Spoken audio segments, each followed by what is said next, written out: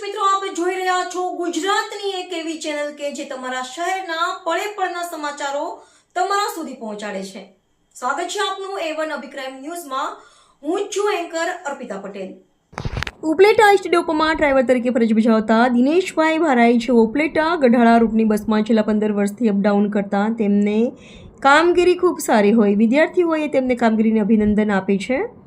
15 વર્ષની અંદર અમારા ગામના મુસાફરોને આ ડ્રાઈવર માટે ખૂબ જ લાગણી અનુભવેલ હોય, પરંતુ વયમર્યાદાના કારણે તે નિવૃત્ત થતા હોય ત્યારે ગઢાળા ગામના રૂટનો આજે છેલ્લો ફેરો હોય, જેથી ગામ લોકોને તેમજ વિદ્યાર્થીઓએ તેમનું સન્માન કરેલું હતું। વિદ્યાર્થીઓને પેડા પણ વેચેલા હતા। ગામના પૂર્વ સરપંચ નારણભાઈ આહિરે તથા માજી ઉપસરપંચ ભરતસિંહ ચુડાસમાએ ડ્રાઈવર દિનેશભાઈ ભારાઈનું શાલ ઓઢાડીને સન્માન કરેલ છે।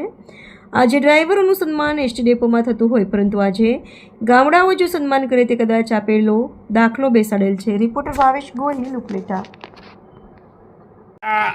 તાલુકાના ગઢાળા ગામના પૂર્વ સરપંચ નારણભાઈ આહિર આજે જે અમારા 15 વર્ષથી ફરજ બજાવતા ઉપલેટા એસટી ડેપોમાં દિનેશભાઈ ભારાઈ તે અમારા રૂટ અમારા ગામની અંદર છેલ્લા 15 વર્ષથી આ રૂટ પર આવતા, પરંતુ વય મર્યાદાના કારણે આજે તેમનો અમારા ગામનો છેલ્લો ફેરો હોય, છેલ્લો દિવસ હોય, એ માટે અમે અને ગામ લોકોએ તેમનું શાલ ઓઢાડી અને સન્માન કરે છે।